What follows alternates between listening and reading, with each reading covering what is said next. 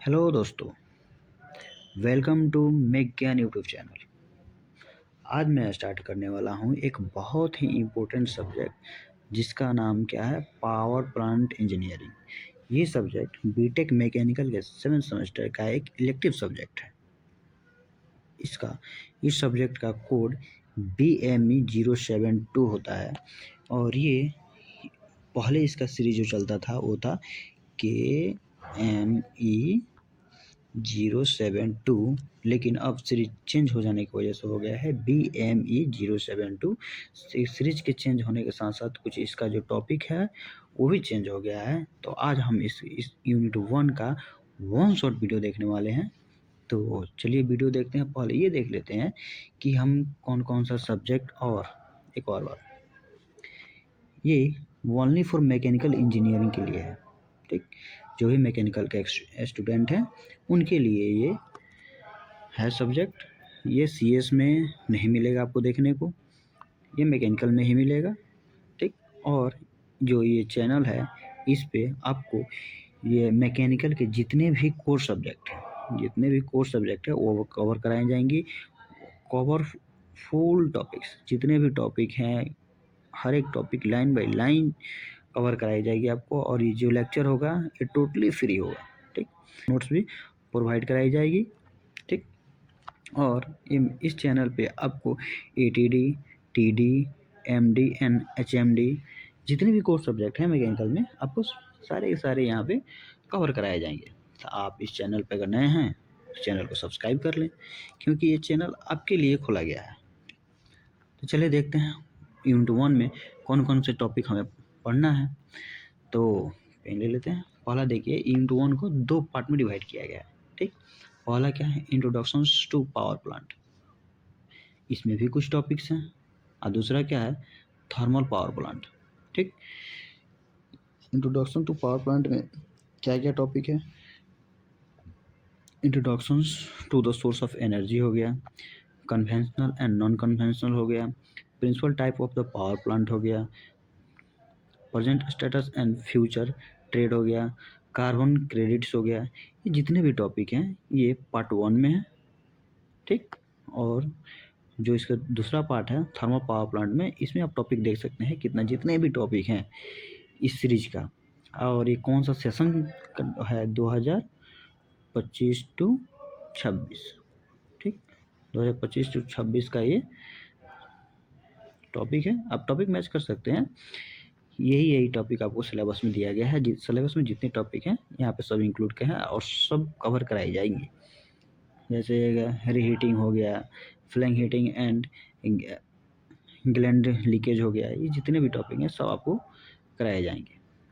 तो चलो देखते हैं, हम स्टार्ट करते हैं इंटू 1 का वन शॉट वीडियो। इसमें सबसे हम पहले देखते हैं कि एनर्जी एंड पावर। ठीक, एनर्जी किसे कहते हैं और पावर किसे कहते हैं। एनर्जी किसे कहते हैं, काम करने की क्षमता को, काम करने की कैपेसिटी को क्या कहते हैं, एनर्जी कहते हैं। और एनर्जी का यूनिट जो होता है वो क्या होता है, जूल होता है। ठीक, यूनिट क्या होता है, जूल हो गया। अब यदि हम एनर्जी को टाइम के रिस्पेक्ट में मेजर करें तो उसे हम क्या कहते हैं, पावर कहते हैं। एनर्जी को टाइम के रिस्पेक्ट में अगर मेजर करें तो उसे पावर कहते हैं। पावर का यूनिट क्या होता है, जूल पर सेकेंड एंड वाट। जैसे आपको पावर को पता है, P=W/T। ये क्या है, वर्क हो गया, ये क्या है, टाइम हो गया। टाइम के रिस्पेक्ट में यदि हम इसका मेजर करते हैं तो हम क्या कहते हैं, पावर कहते हैं। ठीक, अगला टॉपिक देखते हैं, क्लासिफिकेशन ऑफ एनर्जी सोर्सेस। ये मेनली 2 टाइप्स होता है। पहला क्या होता है, कन्वेंशनल सोर्सेस, एंड सेकंड क्या होता है, नॉन कन्वेंशनल सोर्सेस। पहले कन्वेंशनल सोर्सेस में क्या क्या आता है, जैसे कोल हो गया, ऑयल हो गया, गैस हो गया, हाइड्रोजन हो गया, हाइड्रो पावर प्लांट हो गया, या न्यूक्लियर हो गया, या फायर वुड, जितना भी है इसमें ये आ गया। इसमें वही टॉपिक आता है, इसमें वही एनर्जी सोर्सेस आते हैं जो डिपेंड करते हैं टाइम पे। टाइम के साथ साथ ही ख़त्म हो जाते हैं। इसे एक बार यूज करने के बाद, इसको एक बार यूज करने के बाद दोबारा हम यूज में नहीं लेते हैं। उसे क्या कहते हैं, नॉन कन्वेंशनल सोर्सेस कहते हैं। आपको आगे देखने को मिलेगा। ठीक, एक क्या हो गया, ओ सॉरी, एक कन्वेंशनल सोर्सेस कहते हैं। और नॉन कन्वेंशनल सोर्सेस में क्या होता है, जो जिस एनर्जी सोर्सेस का यूज हम बार बार कर सकते हैं उसे क्या कहते हैं, उसे नॉन कन्वेंशनल सोर्सेस कहते हैं। ठीक, ये टाइम के रिस्पेक्ट में ख़त्म नहीं होता है, एक बार यूज कर लिए दोबारा भी यूज कर लेंगे, कोई दिक्कत नहीं है। इसमें क्या क्या आता है, सोलर एनर्जी हो गया, विंड हो गया, टाइडल हो गया, ये जियोथर्मल हो गया, जितने भी हैं ये सब किसमें आते हैं, नॉन कन्वेंशनल सोर्सेस। अब देखते हैं हम कन्वेंशनल सोर्सेस किसे कहते हैं।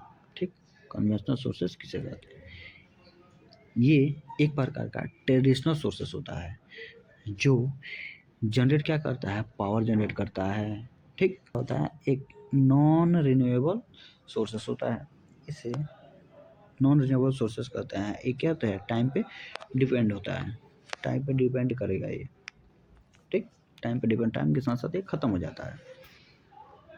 इसका जो ड्रॉबैक्स है, इससे हम क्या क्या हमें फेस करने को मिलता है, यदि हम कन्वेंशनल सोर्सेस का यूज करते हैं तो हमें क्या क्या फेस करने को मिलता है, आइए वो देखते हैं। पहला क्या हो गया, पोल्यूशंस। दूसरा क्या होता है, हाई कॉस्ट फ्यूल। इसमें जो फ्यूल का होता है उसका कॉस्ट क्या होता है, हाई होता है, ज़्यादा पोल्यूशन होता है, एंड लिमिटेड एबिलिटी होती है, ये लिमिटेड मात्रा में होता है, ज़्यादा नहीं होता है। और क्या करता है, इन्वायरमेंटल इम्पैक्ट होता है, ये हमारे इन्वायरमेंट जो है उसे क्या कहते हैं, इम्पैक्ट करता है। ठीक, अब दूसरा क्या, नॉन कन्वेंशनल एनर्जी सोर्सेस, ये इसे रिन्यूएबल भी कहते हैं। ठीक, तो ये जो सोर्सेस होते हैं ये, इसका यूज हम बार बार कर सकते हैं। ठीक, ये पोल्यूशन क्या करता है, पोल्यूशन भी कम प्रोड्यूस करता है। ठीक, हमारे जो इन्वायरमेंट है उसे क्लीन रखता है, एक प्रकार की क्लीन एनर्जी भी कह सकते हैं इसे। ठीक, ये modern and sustainable energy sources होता है। ठीक, और इसका यूज हम क्या करते हैं, बार बार कर सकते हैं, अगेन एंड अगेन। ठीक, ये क्या है, लिटिल लिटिल पोल्यूशन प्रोड्यूस करता है। ठीक, क्लीन एनर्जी होता है ये।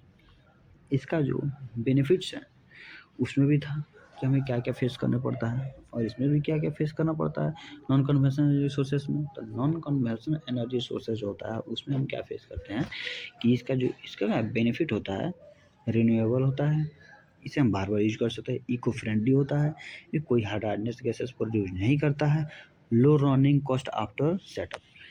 जब हम इसका सेटअप कर देते हैं तो जो इसका रनिंग कॉस्ट होता है वो क्या होता है, बहुत ही लो होता है। सेटअप में थोड़ा कॉस्ट ज़्यादा लगता है, लेकिन सेटअप हो जाने के बाद इसका जो रनिंग कॉस्ट होता है वो बहुत ही कम लगता है। ठीक, अगला टॉपिक क्या है, इंट्रोडक्शंस टू पावर प्लांट। इसमें होता क्या है देख लेते हैं। The power plant is system where energy is convert into electrical power on large scale for human use. इसमें यह है कि एक प्रकार का ऐसा सिस्टम है जो एनर्जी को क्या करता है, इलेक्ट्रिकल एनर्जी में कन्वर्ट करता है। ठीक, इसका मेन पर्पस क्या होता है, मेन पर्पस होता है जो घरेलू, the main purpose of the power plant is generate electricity continuously and efficiently to meet industrial, commercial and domestic demand। यह घरेलू डिमांड के आधार पर कंटिन्यूस क्या करता है, इलेक्ट्रिसिटी को जनरेट करना। घरेलू डिमांड के आधार पर कंटिन्यूस इलेक्ट्रिसिटी को जनरेट करना एंड प्रोवाइड कराना इसका मेन पर्पस होता है थर्मल थर्मल पावर प्लांट का। ठीक, पावर प्लांट का। और जो इसमें एनर्जी कन्वर्जन जो कन्वर्टिंग जो एनर्जी होता है वो किससे किस में होता है, पहले हम हीट एनर्जी में रहता है, हीट एनर्जी प्रोड्यूस करते हैं, हीट एनर्जी से इलेक्ट्रिकल एनर्जी में जाता है, इलेक्ट्रिकल एनर्जी हीट, पहले हम हीट एनर्जी को बनाते हैं, हीट एनर्जी से किस में जाता है, मैकेनिकल एनर्जी, मैकेनिकल एनर्जी से अगेन ही चला जाता है इलेक्ट्रिकल एनर्जी। लेकिन हीट एनर्जी को प्रोड्यूस करने के लिए क्या करते हैं हम पावर प्लांट में, हीट एनर्जी को प्रोड्यूस किसके थ्रू करते हैं, ऑयल के थ्रू, कोल के थ्रू या गैस के थ्रू और न्यूक्लियर फ्यूल के थ्रू। इसके थ्रू हम क्या करते हैं, हीट को जनरेट करते हैं, कन्वर्सन करा के हीट को जनरेट करते हैं, उससे मैकेनिकल एनर्जी में कन्वर्ट होता है, मैकेनिकल एनर्जी से चला जाता है ये इलेक्ट्रिकल एनर्जी में। मेन कंपोनेंट होता है वो क्या क्या होता है, मेन कंपोनेंट क्या क्या होता है? प्राइमरी मूवर टरबाइन हो गया, जनरेटर हो गया, क्या बॉयलर बॉयलर बोल सकते हैं, कंडेंसर या कूलिंग सिस्टम हो गया, फ्यूल हैंडलिंग हो गया या एस डिस्पोजल हो गया। ये जितने भी हैं, जितने भी 5 कंपोनेंट है वो पावर प्लांट का मेन कंपोनेंट होता है। ठीक, classify of power plant, oh sorry, classifications of power plant, classifications of power plant. इसमें इसे भी 2 टाइप्स का होता है। पहला क्या होता है? कन्वेंशनल प्लांट होता है, दूसरा क्या होता है? नॉन कन्वेंशनल प्लांट होता है। कन्वेंशनल प्लांट में क्या होता है? ये थर्मल प्लांट हो गया, न्यूक्लियर प्लांट हो गया एंड हाइड्रो प्लांट हो गया। ये जितने भी प्लांट हैं सब इलेक्ट्रिसिटी को ही जनरेट करते हैं। ठीक, thermal power plant, nuclear power plant, hydro plant एक ऐसा प्लांट होता है जिसका एनर्जी को एक बार यूज कर देने के बाद दोबारा यूज में नहीं लेते हैं, उसे क्या कहते हैं? कन्वेंशनल प्लांट बोलते हैं। उसके इतना टाइप हो गया 3। एंड नॉन कन्वेंशनल प्लांट में सोलर प्लांट हो जाता है, टाइडल प्लांट हो जाता है एंड जियोथर्मल प्लांट होता है। ठीक, एक सेकंड इसे हटा देते हैं।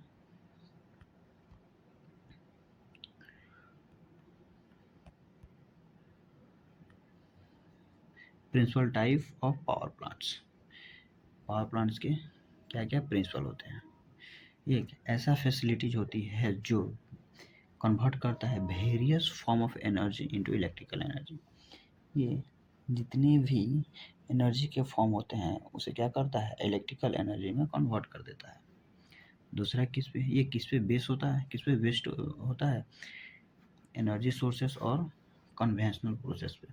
ठीक, इसका जो power plant are mainly classify into the following types. कुछ टाइप में क्लासिफाइड किया गया है, जिसमें पहला क्या है? Thermal plant. अब ऊपर भी देखें कि कौन कौन से टाइप होते हैं। थर्मल पावर प्लांट होता है, न्यूक्लियर पावर प्लांट होता है एंड थर्मल पावर प्लांट होता है, न्यूक्लियर पावर प्लांट होता है, हाइड्रो पावर प्लांट होता है।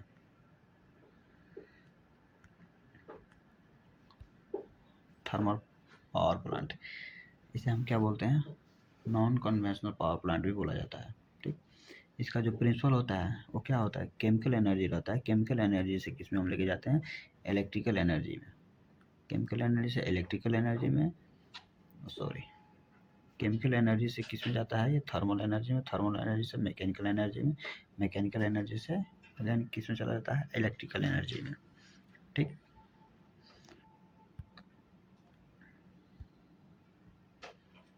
लेकिन इसका जो मेन कंपोनेंट होते हैं वो कौन कौन सा होता है? पहला तो हो गया बॉयलर। ठीक, दूसरा क्या होता है? Steam turbine. तीसरा क्या होता है? कंडेंसर। चौथा क्या होता है? कूलिंग टूवर्ड जनरेटर होता है। ठीक, इसमें बॉयलर, आप हर एक पॉइंट का अलग अलग लिख सकते हैं कि बॉयलर किसे कहते हैं, स्टीम टरबाइन किसे कहते हैं, कंडेंसर किसे कहते हैं, कूलिंग टूवर्ड जनरेटर किसे कहते हैं। इसमें बॉयलर किसे कहते हैं आपको ओवरव्यू बता दे रहा हूँ कि बॉयलर में होता क्या है। जो वाटर है उसे स्टीम में कन्वर्ट कर दी जाती है थ्रू द हीट करके। ठीक, स्टीम कन्वर्ट, जो स्टीम होता है उसे वो उस स्टीम को ले जाकर हम क्या करते हैं? टरबाइन पे स्ट्राइक करते हैं, जिससे टरबाइन रोटेट करने लगती है और टरबाइन से क्या? जनरेटर कनेक्ट होता है, जिससे हम इलेक्ट्रिसिटी प्रोड्यूस कर लेते हैं। जो टरबाइन से जो स्टीम बाहर निकलती है उसे हम किस में लेके जाते हैं? कंडेंसर में। कंडेंसर एक ऐसा डिवाइस होता है जो क्या करता है? हीट का क्या एक्सचेंज कर देता है। ये heat remove from the heat reject from the steam water से क्या करता है? हीट को रिजेक्ट करके और ये कन्वर्ट कर देता है स्टीम से वाटर में। वाटर को पंप की हेल्प से फिर हम क्या करते हैं? बॉयलर में भेज देते हैं।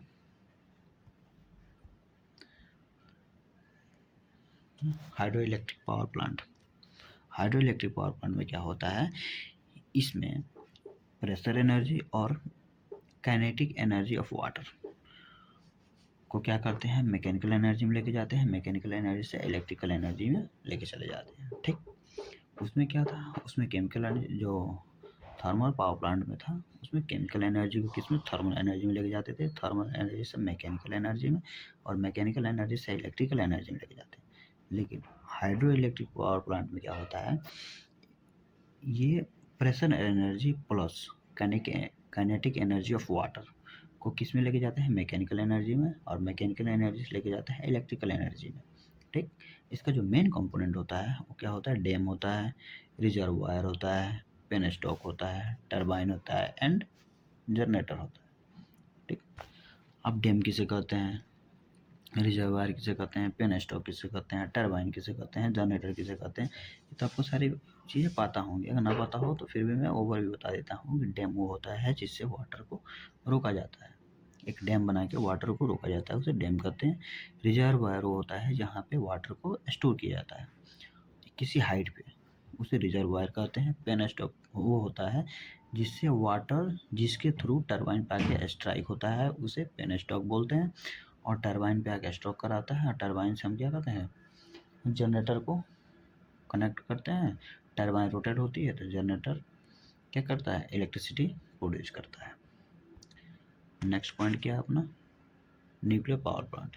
न्यूक्लियर पावर प्लांट में क्या होता है, हीट एनर्जी को किस में लेता है, मैकेनिकल एनर्जी में, और मैकेनिकल एनर्जी से इलेक्ट्रिकल एनर्जी में लेके चले जाते हैं। अब हीट एनर्जी जो होता है इसमें मेन क्या कंपोनेंट होता है, मेन कंपोनेंट होता है रिएक्टर कोर हो गया, ठीक, स्टीम जनरेटर होता है, टरबाइन होता है एंड कंडेंसर कूलिंग सिस्टम होता है। ठीक, अब रिएक्टर कोर किसे कहते हैं, जहाँ पे हम फ्यूल को बर्न करते हैं, हीट प्रोड्यूस करते हैं, वहाँ उस उस सिस्टम को हम क्या कहते हैं, रिएक्टर कहते हैं। यहाँ पे वाटर जो होता है वो स्टीम में कन्वर्ट होता है। ठीक, और स्टीम जो होता है वो जनरेटर पे, स्टीम जो होता है वो स्टीम टरबाइन पे जाके स्ट्राइक करता है, जिससे स्टीम टरबाइन रोटेट करने लगती है। वहाँ से वो क्या है, जनरेटर वहाँ से कनेक्ट रहता है, जिससे इलेक्ट्रिसिटी प्रोड्यूस होती है। जो स्टीम टरबाइन से जो स्टीम बाहर निकलती है उसे हम क्या कहते हैं, कंडेंसर कूलिंग सिस्टम लेके जाते हैं, जहाँ पे वो कंडेंस होकर किसमें, वाटर में कन्वर्ट हो जाती है, और वाटर को पंप के हेल्प से पुनः इसे क्या, रिएक्टर कोर में ट्रांसफ़र कर देते हैं। अगर ये वीडियो आपको पसंद आ रही है तो आप लाइक करें, चैनल को सब्सक्राइब कर लें, कमेंट करें, देन अपने दोस्तों के पास शेयर करें। चलिए अगला टॉपिक देखते हैं, जो इसका present status and future trends देखते हैं, किसे बोलते हैं प्रेजेंट स्टेटस। इस टाइम हम क्या देख रहे हैं कि जितनी भी पावर इंडस्ट्रीज है सब में इलेक्ट्रिसिटी को प्रोड्यूस करने के लिए हम क्या करते हैं, कोल एंड गैस का यूज करते हैं। जितनी भी मोस्ट कंट्रीज जितनी भी कंपनियां हैं, जितनी भी मतलब अधिक कंट्रीज में हमें ये देखने को मिलता है कि इलेक्ट्रिसिटी प्रोड्यूस करने के लिए कोल एंड गैस का यूज किया जा रहा है। लेकिन फ्यूचर ट्रेंड में हम ये देखना चाहते हैं कि इसे चेंज करके एक्सपेक्ट करना चाहते हैं फ्यूचर में कि जो भी कंपनियां हैं वो solar, wind and hydro based plant हो। ठीक, इसी को क्या कहते हैं, फ्यूचर ट्रेंड कहते हैं। आप प्रेजेंट स्टेटस में जो हम इस टाइम देख रहे हैं कि इलेक्ट्रिसिटी कैसे प्रोड्यूस किया जा रहा है, तो कोल के हेल्प से एंड गैस के हेल्प से प्रोड्यूस किया जा रहा है जितनी भी कंट्रीज हैं। ठीक, लेकिन फ्यूचर में हम ये देखना चाहते हैं कि जितनी भी कंपनियां हैं कंट्री में, ठीक, वो क्या solar, wind and hydro based हो। अब क्या नेक्स्ट पॉइंट क्या है, कार्बन क्रेडिट्स। ये एक इन्वायरमेंटल सर्टिफिकेट है। जो कार्बन क्रेडिट्स है वो इन्वायरमेंटल सर्टिफिकेट है। अगर एक कार्बन क्रेडिट्स जिस कंपनी के पास है वो क्या करता है, 1 टन कार्बन डाइऑक्साइड को रिड्यूस करता है या अवॉइड करता है, समझ रहे हैं ना। जिस कंपनी के पास जितनी कार्बन क्रेडिट्स हो वो उतनी टन CO2 कार्बन डाइऑक्साइड को रिड्यूस या अवॉइड करेगा।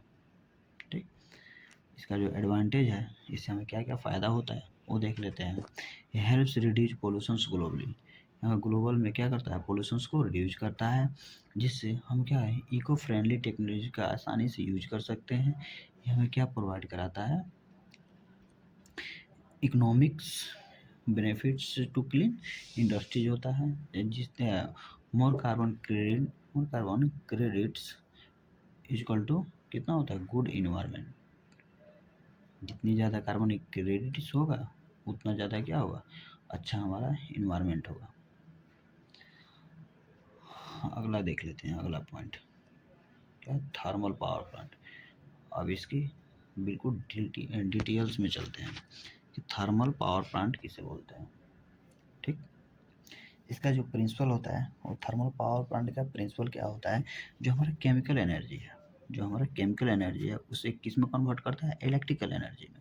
और किसके थ्रू कन्वर्ट करता है, conversion, steam generator and steam operation के थ्रू। ये कैसे, वैसे जो केमिकल एनर्जी है वो fossil fuel like the coal हो गया, ऑयल हो गया, नेचुरल गैसेस हो गया, उसको हम क्या करते हैं कन्वर्शंस के थ्रू बर्न करके हमें थर्मल एनर्जी में कन्वर्ट करते हैं। थर्मल एनर्जी से जो हमारा स्टीम जनरेट होता है, थर्मल कन्वर्शन के थ्रू क्या करते हैं, जो वाटर होता है उसे स्टीम में कन्वर्ट करते हैं, जिससे स्टीम जनरेट होता है। स्टीम को क्या करता है, टरबाइन ऑपरेशन, टरबाइन पे स्ट्राइक करके हम क्या इलेक्ट्रिसिटी प्रोड्यूस करते हैं। टरबाइन पे स्ट्राइक करना क्या मैकेनिकल एनर्जी हो गया, मैकेनिकल एनर्जी से हम इलेक्ट्रिकल एनर्जी जनरेट कर लेते हैं। इस जो basic requirement of thermal power plant, यदि हम थर्मल पावर प्लांट बैठाना चाहते हैं, लगाना चाहते हैं, तो हमें किस चीज़ की रिक्वायरमेंट होगी, सबसे पहले अवेलेबिलिटी ऑफ लैंड, मतलब हमें क्या स्थान, जगह, ज़मीन की आवश्यकता वो रिक्वायरमेंट होगी, अवेलेबल होना चाहिए, वाटर अवेलेबल होना चाहिए, फ्यूल अवेलेबल होनी चाहिए, कूलिंग सिस्टम होनी चाहिए। जहाँ पे हम पावर प्लांट बैठा रहे हैं वहाँ पे कूलिंग सिस्टम क्या हो, अवेलेबल हो, एस एंड वेस्टेज डिपोजल होना चाहिए, डिस्पोजल हो। ठीक,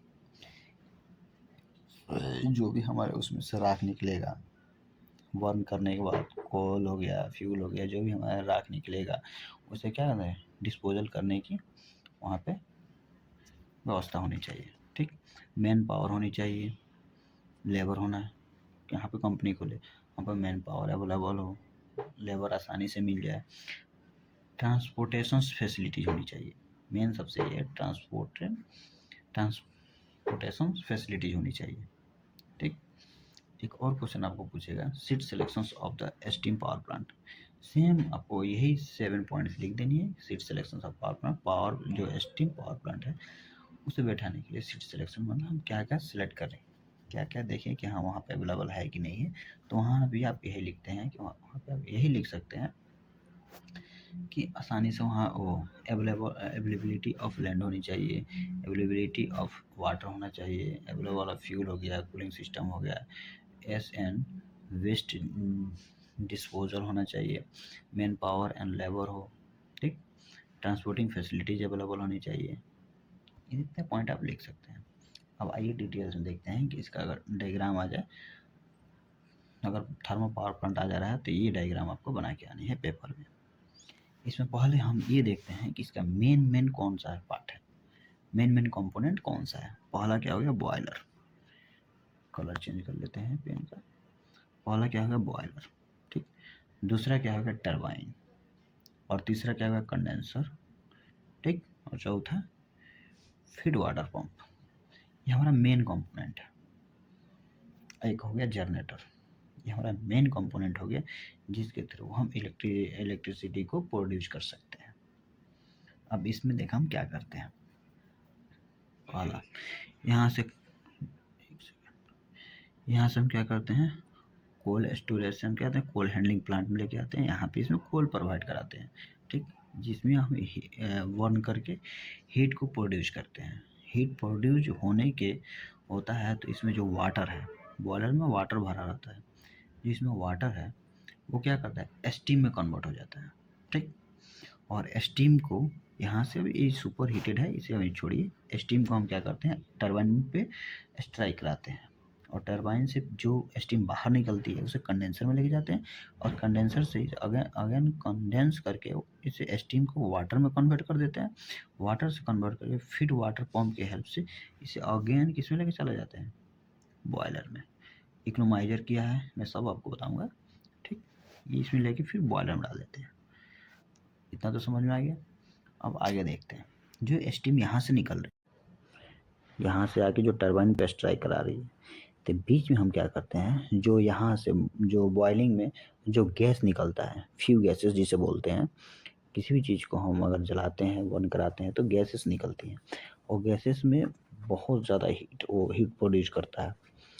तो हम क्या करते हैं, इस गैसेस की यूज करके जो वाटर यहाँ से पास हो रहा है, वो वाटर इस गैस के मतलब यहाँ से जो गैस निकल रही है वो गैस के बीच से इस वाटर को पाइप की हेल्प से टरबाइन पे लेके जाते हैं, जिससे ये अगेन इस हीट को एब्जॉर्ब करके ये अगेन क्या होता है, सुपर हीटेड कंडीशन में चला जाता है। जो यहाँ से स्टीम आ रहा है वो इस हीट से जो फ्यू गैसेस से हीट को लेके सुपर हीटेड हो जाता है और सुपर हीटेड होके जाके टरबाइन पे स्ट्राइक कर देता है। और ये जो फ्यू गैसेस है यहाँ तो ख़त्म, पूरा हीट लॉस नहीं करेगा, आगे निकलता है। जो इकोनोमाइजर लगा रहता है, इकोनोमाइजर काम क्या करता है, ये भी एक प्रकार हीट एक्सचेंजर ही है। ये जो यहाँ से वाटर आ रहा है, कूल वाटर जो आ रहा है, कोल्ड वाटर, वो उसे क्या करता है, गर्म कर देता है। यहाँ से एक हीट एक्सचेंजर के रूप में क्या करता है, यहाँ से हीट को रिजेक्ट करता है, वाटर हीट को क्या करता है, एब्जॉर्ब कर लेता है। एब्जॉर्ब करके और क्या करता है, एक गर्म हो जाता है। तो जो हॉट वाटर है वो फिर किस में चला जाता है, बॉयलर में। और वहाँ से जो फिर फ्यू गैसेस बाहर निकलती हैं, तो हमें पता है कि आग तभी निकलती है, लगती है जहाँ पे एयर क्या अवेलेबल हो। एयर को अवेलेबल तो करानी पड़ेगी, इसके लिए क्या करते हैं, इन्वायरमेंट से हम एयर लेते हैं, उस एयर को हम हीटर कर देते हैं। जो एयर होता है उसे प्री हीटर कर देते हैं। प्री हीटर कैसे होता है, जो फ्यू गैसेस होता है वो इस एयर से होके बाहर निकालते हैं। तो जो एयर है वो क्या करता है, हीट को एब्जॉर्ब करके ये क्या होता है, हॉट एयर में कन्वर्ट हो जाता है। हॉट एयर फिर किस में लेके चले जाते हैं, बॉयलर में। और जो फ्यू गैसेस है वो एक चिमनी के थ्रू बाहर इन्वायरमेंट में चली जाती है, ठीक। और यहाँ से जो यस निकलता है, यहाँ से जो राख निकलता है कोयल को जलने के बाद, उसे किस में, यस हैंडलिंग प्लांट में जाता है, फिर यस स्टोरेज में चला जाता है। और यहाँ पे जो टरबाइन लगी है वहाँ से हम क्या एक जनरेटर या अल्टरनेटर लगा देते हैं, ठीक, जो कि इलेक्ट्रिसिटी प्रोड्यूस करती है। इलेक्ट्रिसिटी हम अपने रिक्वायरमेंट के आधार क्या करते हैं, ट्रांसपोर्ट कर लेते हैं, प्रोड्यूस करा लेते हैं, ठीक। अब आगे देखते हैं, ये वही सिस्टम है कंडेंसर में। यहाँ पे तो हीट को एब्जॉर्ब करता है, यहाँ से जो वाटर होता है अगेन इसमें ट्रांसफ़र होते रहता है। अगेन जैसे वाटर यहाँ से आया, ये कूलिंग वाटर होगा, कूलिंग वाटर यहाँ से जाके यहाँ से हॉट वाटर होकर फिर इधर चला आता है। तो अगेन ये कंडेंसर भी एक हीट एक्सचेंजर के थ्रू होता है, टाइप्स होता है, जो स्टीम से क्या करता है, हीट को एब्जॉर्ब कर लेता है और उसे स्टीम को वाटर में कन्वर्ट करके आगे भेज देता है। इसका मेन कंपोनेंट हो गया वर्किंग। इसका यही है कि बॉयलर से जो हीट, बॉयलर क्या करता है, वाटर है उसे स्टीम में कन्वर्ट करता है। स्टीम अगेन जाता है, जो फ्यूल की हेल्प से स्टीम क्या सुपर हीटेड हो जाता है। सुपर हीटेड से आगे जाकर टरबाइन में वो टरबाइन पे स्ट्राइक करते हैं। टरबाइन से जो स्टीम बाहर निकलता है, टरबाइन से जनरेटर कनेक्ट होता है जिससे हम इलेक्ट्रिसिटी प्रोड्यूस कर लेते हैं। और जो टरबाइन से स्टीम बाहर निकलता है उसे कंडेंसर के हेल्प से क्या करते हैं, वाटर में कन्वर्ट कर लेते हैं। और एक पंप के हेल्प से हम अगेन इसे क्या करते हैं, क्या इकोनोमाइजर में भेजते हैं। इकोनोमाइजर में क्या करता है, जो वाटर होता है वो गर्म हो जाता है, तो हॉट वाटर किस में फिर चला जाता है, बॉयलर में। ये प्रोसेस हो गया। और एयर जो होता है, इन्वायरमेंट से एयर लेके एयर को प्री हीटेड कर लेते हैं, किसके थ्रू, फ्यू गैसेस के थ्रू। फिर ये हीटर करके हॉट एयर में कन्वर्ट हो जाता है, इसीलिए जाके फिर बॉयलर में लेके चले जाते हैं। यहाँ से जो यस निकलता है उसे यस हैंडलिंग में लेके चले जाते हैं, फिर से यस स्टोरेज में लेके चले जाते हैं। यही सिंपल वर्किंग है, आप समझ सकते हैं। अगला हमारा टॉपिक हो गया रैंकाइन साइकिल। रैंकाइन साइकिल में क्या होता है, ये एक प्रकार का थर्मोडायनेमिक साइकिल होता है। एक प्रकार का जो रैंकाइन साइकिल होता है एक प्रकार थर्मोडायनेमिक साइकिल होता है, और इसका यूज हम किस में करते हैं, इसका यूज हम प्लांट में करते हैं, पावर प्लांट में करते हैं। और किस काम में यूज करते हैं, जो कन्वर्ट करता है heat energy into mechanical work. ठीक, जो हीट एनर्जी होता है उसे क्या करता है, मैकेनिकल वर्क में कन्वर्ट करता है। इसलिए इसका यही वर्क होता है, जो हमारा हीट एनर्जी होता है उसे मैकेनिकल एनर्जी में कन्वर्ट करता है। कौन करता है, रैंकाइन साइकिल। ठीक, most commonly through of steam के थ्रू जो हीट एनर्जी होता है उसे मैकेनिकल वर्क में कन्वर्ट करता है।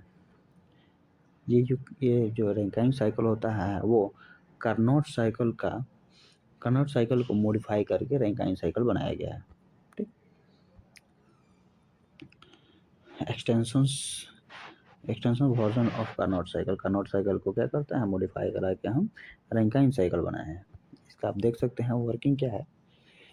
ये जो बॉयलर है ये क्या है, पंप हो गया, ये टरबाइन हो गया, ये कंडेंसर हो गया। सेम प्रोसेस इसमें भी है कि जो बॉयलर होता है वहाँ पे जो वाटर होता है, यहाँ पे हमारा स्टीम रहता है। जो वाटर होता है यहाँ पे तो वाटर रहेगा। ठीक, वाटर को क्या करते हैं हम ले लेते हैं, वाटर को क्या बॉयल करके बॉयलर में इसे स्टीम में कन्वर्ट कर देते हैं। स्टीम लाके टरबाइन पर निकलता है, टरबाइन पर स्ट्राइक कराते हैं, यहाँ से हमें वर्क मिल जाता है। और टरबाइन से जो स्टीम बाहर निकलता है वो कंडेंसर में आता है, कंडेंसर में से जा किया था वाटर में कन्वर्ट हो जाता है। वाटर पंप के हेल्प से इसका पंप क्या करता है, प्रेशर को वेलोसिटी को, वाटर की जो वेलोसिटी है उसे इंक्रीज करके इसमें बॉयलर में लेके चला जाता है। ठीक, आइए ये जो साइकिल है कंटिन्यूअस चलता रहता है। ठीक, कोई दिक्कत, चलते रहता है। चलिए हम नेक्स्ट पॉइंट देखते हैं। इसमें का जो टी एस डायग्राम है और टी एस डायग्राम में होता क्या है कि 1 से 2 पे क्या है, पंप लगा है। 1 से 2 पे यहाँ पे क्या लगा है, पंप लगा है। यहाँ पे क्या लगा है, टरबाइन लगा है। यहाँ पे टरबाइन लगा है। यहाँ पे हीट को क्या, यहाँ पे होता है कंडेंसर और यहाँ पे होता है बॉयलर। ठीक, बॉयलर में क्या करता है, हीट को इन करते हैं और कंडेंसर में हीट को आउट करते हैं। सिंपल सा वर्किंग है इसका। टी एस डायग्राम हो गया। इसका जो इफिशियंसी होता है, इफिशियंसी को कितना एन से स्विच करते हैं, इसका जो इफिशियंसी होता है 1 - Q2 अपॉन में Q1। Q1 क्या हो गया, ये हीट एडिशन हो गया, और Q2 क्या होगा, हीट रिडक्शन हो गया। ठीक, नेक्स्ट देखते हैं फ्लूइडाइज्ड बेड बॉयलर, इसे FBB स्विच कहता है। इसके बारे में बताने से पहले मैं सोचता हूँ कि इसके आपको डायग्राम में देख के समझा दूँ, उसके बाद ये ज़्यादा समझ में आएगा। तो चलिए पहले मैं इसका डायग्राम देख लेते हैं, उसके बाद आपको ज़्यादा समझ में आएगा ये फ्लूइडाइज्ड बेड बॉयलर किसे कहते हैं। इसमें आप देख सकते हैं इधर कोल रखा गया है, इधर स्टोन है, दोनों से लाइम स्टोन है, और दोनों किस में आके मिक्स हो रही है, कोल एंड लाइम स्टोन फीड में स्टोर हो रही है। यहाँ से दोनों मिक्स होके किस में आ रही है, ये वाले पार्ट में। इसमें क्या होता है, इसमें बर्न हो जाता है फ्यूल, और जो लाइम स्टोन है इसमें आके बर्न कराया जाता है। बर्न कराने पर जो इसमें एयर की रिक्वायरमेंट होती है वो प्री हीटर एयर आती है, इस इधर से जो एयर होता है अपवर्ड डायरेक्शन से फ्लो कराया जाता है। ठीक, और जो एयर और ये जो यस और लाइम स्टोन का जो ये मिक्सचर है, इसके बीच का जो ये प्लेट है पतली वाली, ये इसे क्या कहते हैं, एयर डिस्ट्रीब्यूटर कहते हैं। यहाँ पे एयर कूलर और ऊपर जो कोल एंड लाइमस्टोन फिट है, उसे कोल एंड लाइमस्टोन है उसे अलग करता है। ठीक, यहाँ से प्रोवाइड कराए थे, जिससे यहाँ पे जो फ्यूल होता है वो एयर के हेल्प से कंप्रेस होकर क्या होता है, बर्न हो जाता है, कन्वर्शन होता है। इसमें बर्न होने के बाद इसमें हीट को प्रोड्यूस करता है। हीट को प्रोड्यूस करता है तो एक पाइप की हेल्प से क्या करते हैं, इसमें वाटर हम फ्लो कराते हैं। जब वाटर फ्लो कराते हैं तो वाटर क्या होता है, स्टीम में कन्वर्ट होकर बाहर निकलता है, क्योंकि हमें स्टीम की रिक्वायरमेंट है कि स्टीम बनानी है। और जो इससे फ्लू गैसेस होती हैं वो क्या करती हैं, बाहर निकलती हैं। फ्लू गैसेस भी गर्म होती हैं, उससे भी हम क्या करते हैं, उससे भी हम वाटर को स्टीम में कन्वर्ट कर लेते हैं। इसी भी एक पाइप की हेल्प से हम इसमें वाटर फ्लो कराते हैं और जो कि हमें वाटर से स्टीम में कन्वर्ट हो जाता है। इन जो दोनों स्टीम होता है उसे ले जाके टरबाइन पे स्ट्राइक करा के हम इलेक्ट्रिसिटी प्रोड्यूस करते हैं। जो फ्यू गैसेस है उसमें कुछ डस्ट आ जाते हैं, ठीक। और डस्ट को क्या करते हैं, डस्ट कलेक्टर में क्या करते हैं, कलेक्ट कर लेते हैं, ठीक। अब फ्यू गैसेस जो है ऊपर से वो बाहर निकल जाती है जो कि आके एयर को प्री हीटेड कर देती है। जो यहाँ से हम एटमॉस्फेयर से जो एयर लेते हैं इनटेक एयर, ये क्या करता है, इसे प्री हीटर होके ये एयर कहाँ चला जाता है, जहाँ पे फ्यूल एमलाइन, जहाँ पे कोल एमलाइन स्टोन है वहाँ पे उसमें नीचे अपवर्ड डायरेक्शन में फ्लो हो जाता है, ठीक। ऊपर की तरफ फ्लो हो जाता है। इसका वर्किंग समझ में आ गया। यहाँ से जो कोल होता है, यहाँ से लाइम स्टोन होती है, दोनों के यहाँ पे ला के जो है कोल एंड लाइम स्टोन फीड है, इसमें क्या स्टोर करके दोनों को मिक्स करके आगे भेजते हैं जहाँ पे गर्म हो, जहाँ पे कंप्रेस होकर क्या होता है एयर, यहाँ पे एयर भी इनलेट हो जाती है, कंप्रेस होकर बर्न हो जाता है। जहाँ से हीट प्रोड्यूस बर्न होता है, बर्न होने के बाद हीट प्रोड्यूस होने लगता है, हीट प्रोड्यूस हम क्या करते हैं, इसमें पाइप की हेल्प से वाटर को फ्लो कराते हैं जिससे वाटर क्या होता है स्टीम में कन्वर्ट हो जाता है। और फिर इसके जो फ्यू गैसेस हैं उससे भी हम एक पाइप में वाटर को फ्लो करा के इससे भी स्टीम बना लेते हैं। यहाँ से जो फ्यू गैसेस निकलते हैं उसमें कुछ डस्ट बाहर आते हैं जिसे हम क्या करते हैं डस्ट कलेक्टर में क्या होते कलेक्ट कर लेते हैं और फ्यू गैसेस को अगेन हम एक लेके चले जाते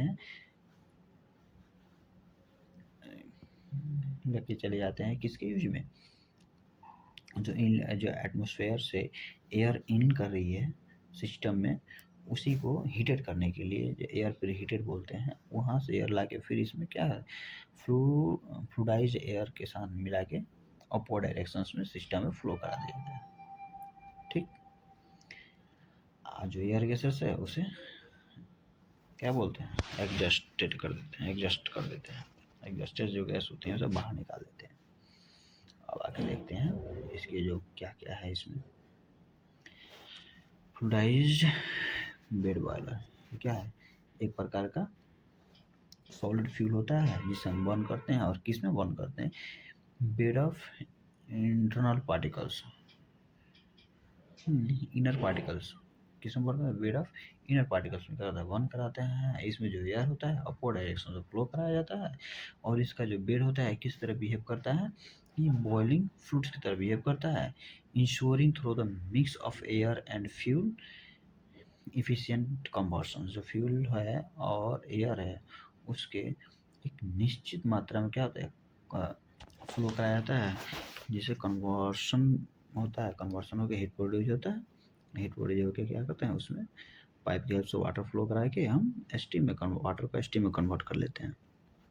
इसका जो प्रिंसिपल होता है, प्रिंसिपल क्या होता है, जो ये क्या करता है, जो एयर होता है उसे एक सर्टेन वेलोसिटी में क्या करता है अपवर्ड डायरेक्शन से फ्लो कराते हैं। जो सॉलिड पार्टिकल्स होता है become suspended forming a fluidised stage. जिसका सॉलिड पार्टिकल्स होता है वो किस तरह वो करता है, वो किस तरह बिहेव करता है, फ्लूइडाइज स्टेज में होता है, ठीक। Fuel added to this bed burn evenly due to the continuous mixing the good air contact। ये क्या करता है, जो एयर जो फ्यूल होता है और एयर का जो कांटेक्ट होता है वो कंटिन्यूसली होता है, ठीक, ताकि वो प्रॉपर क्या होता है बर्न होते रहे। जो इसका मेन कंपोनेंट होता है वो क्या होता है, एयर डिस्ट्रीब्यूटर होता है, प्लेट होता है, आपको बताएं। बेड मटेरियल क्या होता है, फ्यूल फिटिंग सिस्टम होता है एंड साइक्लोन सेपरेटर होता है। वेट फिटिंग वही होता है जहाँ पे फ्यूल और कोल हो गया, लाइमस्टोन हो गया, उसको और एयर को के बीच में जो प्लेट लगा होता है उसे क्या कहते हैं, एयर डिस्ट्रीब्यूशन प्लेट होता है। जो बेड मटेरियल होता है वो किसका होता है, एस का हो गया एंड सेंट का हो गया, उसको बेड मटेरियल कहते हैं। और फ्यूल फीडिंग सिस्टम होता है, जो फ्यूल फीडिंग सिस्टम होता है वो क्या होता है, जिसमें फ्यूल को कंटिन्यूअस सिस्टम में प्रोवाइड कराने का जो सिस्टम होता है उसी को फ्यूल फीडिंग सिस्टम बोलते हैं। साइक्लोन सेपरेटर, जो फ्यू गैसेस में जो डस्ट बाहर निकलते हैं उसी को कलेक्ट करते हैं, उसे साइक्लोन सेपरेटर बोलते हैं। ये डायग्राम तो समझ में आ ही गया आपको। अब आगे चलते हैं। ये अगर आपको एग्जाम हॉल में ज़्यादा टाइम ना मिले तो आप ये भी डायग्राम बना सकते हैं। ये भी उसी का डायग्राम है, फ्लूइडाइज्ड बेड बॉयलर का ही ये भी डायग्राम है। ये सिंपल था, वो थोड़ा डीप में चला गया। ये सिंपल आप इसे बनाएंगे तो नंबर सेम मिलेगा। यहाँ से आते हैं, यहाँ से फ्यूल आता है, वहाँ पे फ्यूल था, कोल था और लाइमस्टोन था। यहाँ से फ्यूल आ रहा है, अब फ्यूल आके यहाँ पे क्या होता है, यहाँ से एयर आ रहा है। एक सेकंड से थोड़ा छोटा कर लेता हूँ ताकि आपको प्रॉपर विजुअल हो।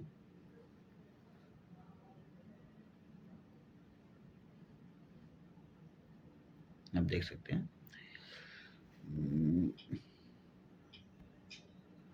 एक सेकेंड।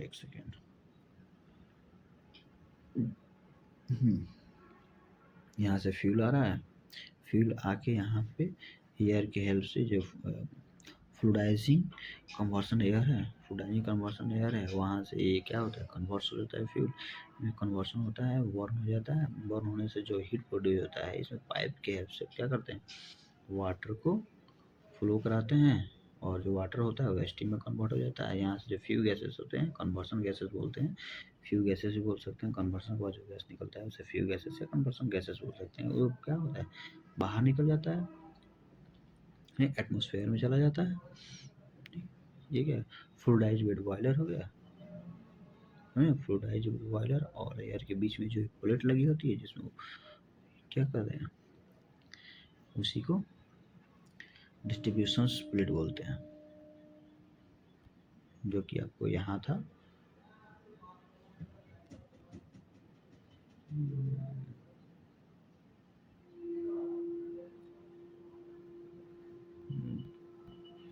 देखिए यहाँ पे जो था ये एयर डिस्ट्रीब्यूटर प्लेट, इसी को बोलते हैं। ठीक, एयर डिस्ट्रीब्यूटर प्लेट ये है। ये जो प्लेट है ना बीच में लगा हुआ, ये क्या है, एयर डिस्ट्रीब्यूटर प्लेट है, जहाँ से जो फ्लूइडाइज्ड कन्वर्सन से एयर को और फ्लूइडाइज्ड बेड पार्टिकल्स को अलग करता है। ये दूसरा बॉयलर है जिसका यहाँ पे नाम मेंशन हुआ है। मैं नाम मेंशन कर दे रहा हूँ कि इसका नाम क्या है। इसका नाम है बैककॉक एंड विलकॉक्स बॉयलर है। ठीक, इसमें होता क्या है, इसका पहले मेन कंपोनेंट देख लेते हैं। इसका मेन कौन कौन सा कंपोनेंट है। पहला है एक ये ड्रम हो गया, जो कि क्या होता है, सिलेंड्रिकल होता है। ठीक, दूसरा क्या होता है, ये डाउनवर्ड टेक हीटर होता है। ठीक, ये क्या है, ऑप्टिक हीटर हो गया। ठीक, दूसरा क्या है, ये फॉर्नेस हो गया। तीसरा क्या है, ये फायर डोर हो गया। समझ रहा है ना, ये इसका मेन कंपोनेंट होता है। यहाँ पे क्या होता है, अब इसे एक सेकंड इसे हटा देते हैं। ठीक, अब इसका वर्किंग देखते हैं, वर्किंग ये कैसे करता है। यहाँ पे जो फॉर्नेस है, यहाँ से कोल लेके आते हैं, कोल को यहाँ पे बर्न करते हैं। बर्न करने से जो हीट बाहर निकलती है, जो एक और देखिए मेन कंपोनेंट ये वाला भी है। ये जो पाइप आपको दिख रहा है ना, ये पाइप, इसमें वाटर फिल होता है। ठीक, यहाँ से जो वाटर इसमें भरा है, ये जो ड्रम है इसमें आधा ड्रम में वाटर भरा रहता है, आधा खाली रहता है। खाली क्यों रहता है, ताकि वहाँ पे स्टीम स्टोर हो सके। ठीक, तो यहाँ से जो वाटर होता है वो वाटर यहाँ से आता है, ये पाइप में फिल होता है। ठीक, और यहाँ से जो गैसेस निकलती हैं, हॉट गैसेस, फ्यू गैसेस जिसे बोल सकते हैं, ये गर्म गैसेस क्या करते हैं, जो वाटर यहाँ पर जो फ्यूल कोयल बर्न होता है वो इसे वाटर को क्या करते हैं, स्टीम में कन्वर्ट कर देता है। ठीक, और स्टीम यहाँ से होत क्या चला जाता है, ड्रम में चला जाता है, और ड्रम में ऊपर जाके क्या होता है, इकट्ठा हो जाता है। ठीक, ऊपर जाके इकट्ठा हो जाता है, और यहाँ से जो गैसेस बाहर निकलती हैं वो, एक सेकंड आपको यहाँ से दिखा देता हूँ। यहाँ से जो फ्यू गैसेस बाहर निकलते हैं, इस रास्ते से होते ये कहाँ चले जाते हैं, इन्वायरमेंट में चले जाते हैं। और यहाँ जो स्टीम स्टोर हुआ रहता है, यहाँ पे जो स्टीम स्टोर हुआ रहता है वो इस पाइप्स के थ्रू यहाँ से होत कहाँ चला जाता है, बाहर चला जाता है। लेकिन यहाँ पे वॉल्व लगा रहता है, कंट्रोल वॉल्व हो गया, ठीक। और यहाँ से जो स्टीम आता है, यहाँ पे जो ये पार्ट है ये सुपर हीटेड कर देता है। यहाँ से जो स्टीम स्टोर हो गया, स्टीम आती है, यहाँ से जो फ्यू गैसेस बाहर निकलती हैं, वो फ्यू गैसेस स्टीम को अगेन हीटेड करके इसे सुपर हीटेड कंडीशन में लेके चला जाता है। और इस पाइप्स के थ्रू सुपर हीटेड कंडीशन बाहर निकल के टरबाइन पे स्ट्राइक करता है। टरबाइन पे स्ट्राइक करके हम इलेक्ट्रिसिटी जनरेट कर लेते हैं, ठीक। और ये छोटे छोटे पॉइंट होते हैं, ये वाटर गेज होता है, जिसमें हमें ये बताता है कि जो ड्रम है उसमें कितना वाटर है कितना नहीं। और जो प्रेशर गेज होता है वो ये बताता है कि जो ड्रम में कितना प्रेशर है, वो ये डिनोट करता है।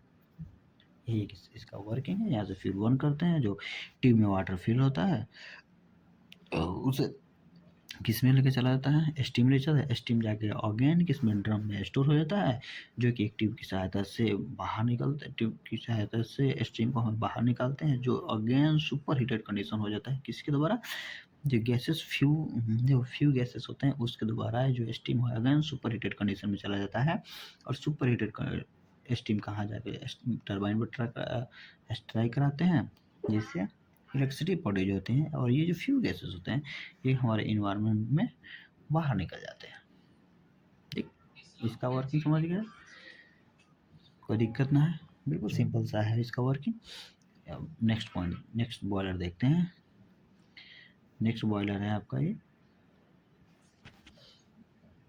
लामोंट बॉयलर। लामोंट बॉयलर में क्या होता है, इसका भी वर्किंग आप देखिए।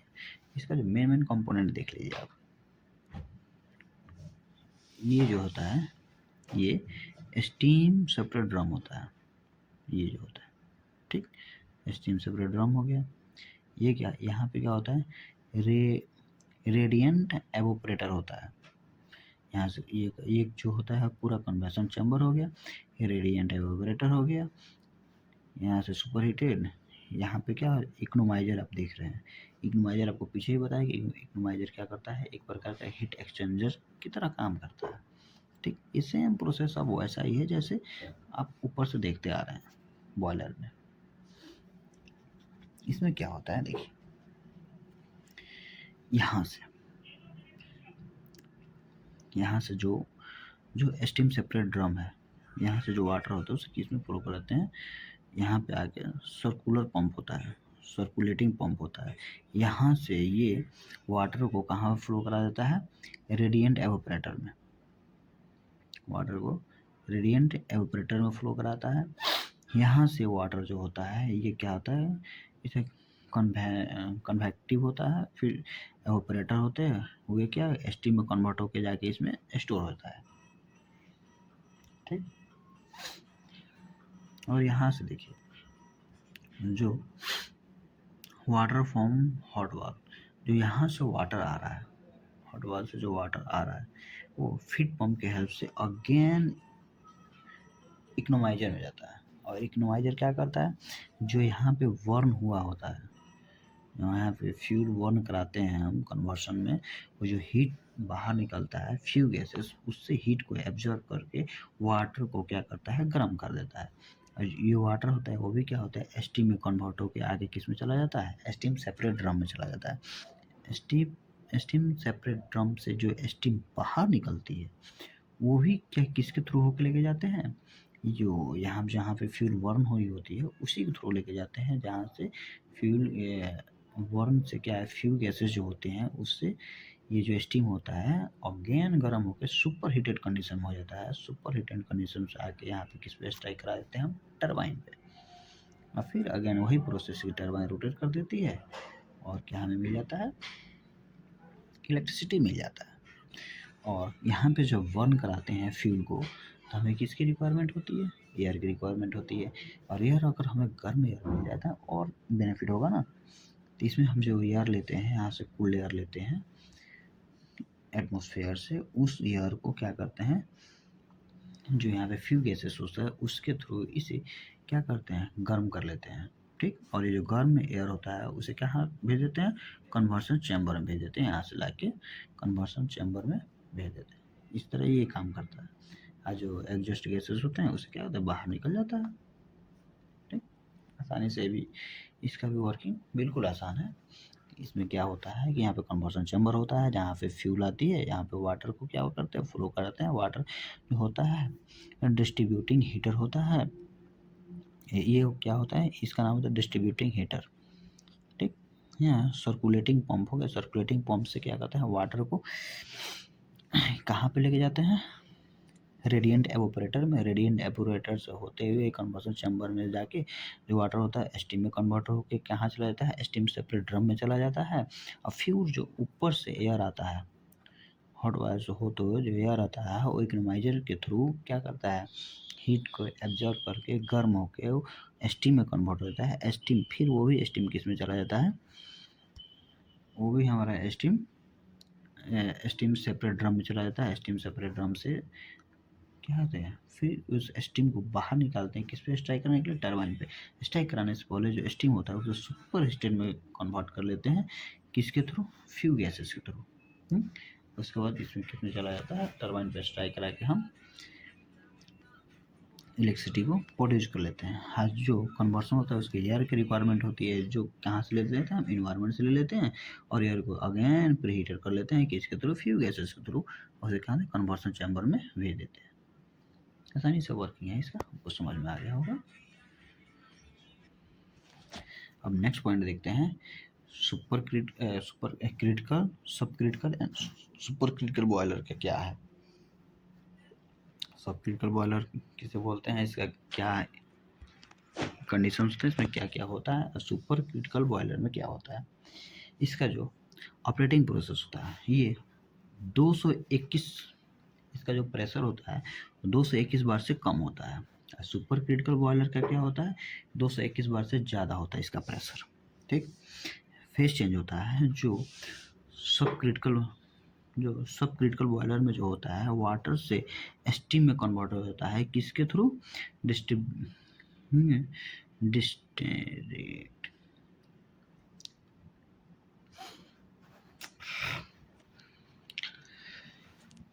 नेक्स्ट पॉइंट क्या है, सब critical boiler and super critical boiler, इसका क्या क्या टर्म होता है, सब क्रिटिकल बॉयलर किसे कहते हैं, सुपर क्रिटिकल बॉयलर किसे कहते हैं, हम देखते हैं। इसे ऑपरेटिंग जो प्रोसेस होता है सब क्रिटिकल बॉयलर का, वो जो उसका प्रेशर होता है वो 200 बार से कम होता है, 221 बार से कम होता है। ये इसका क्या होता है, 221 बार से ज़्यादा होता है सुपर क्रिटिकल बॉयलर का। इसमें जो वाटर होता है स्टीम में कन्वर्ट होने के लिए बॉइलिंग प्रोसेस के थ्रू होता है। और इसमें जो होता है, इसमें बॉइलिंग के प्रोसेस की इसमें रिक्वायरमेंट नहीं होती है। ये वाटर डायरेक्ट किस में कन्वर्ट हो जाता है, स्टीम में कन्वर्ट होता है, सिंगल फेज। ठीक, स्टीम सेपरेशन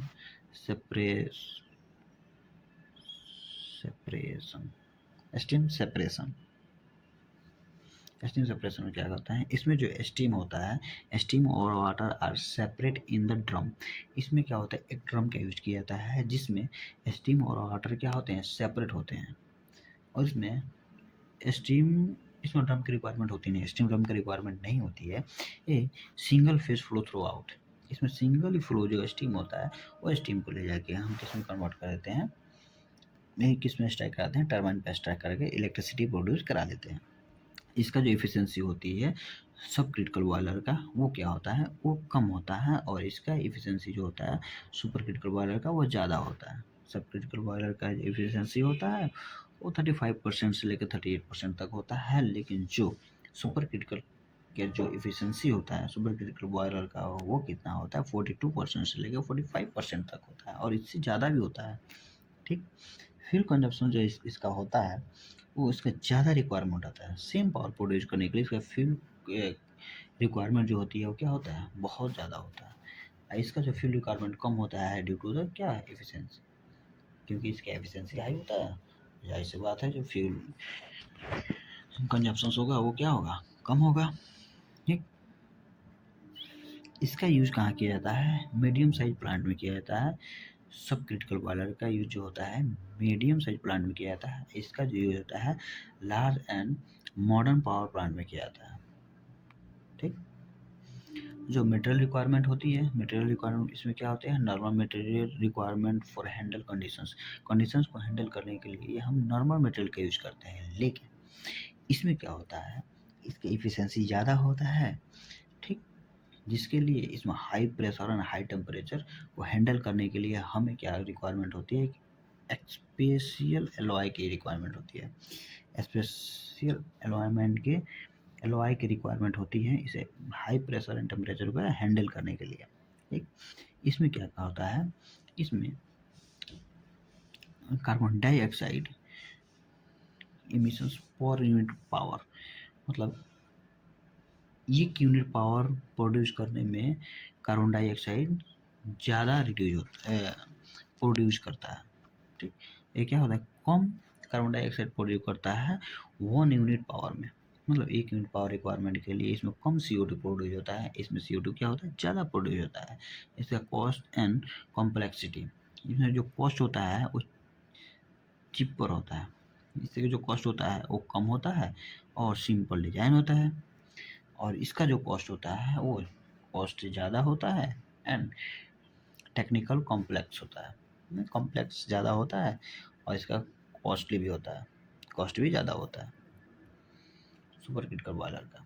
अब नेक्स्ट पॉइंट देखते हैं हम क्या है, बॉयलर माउंटिंग एंड एक्सेसरीज।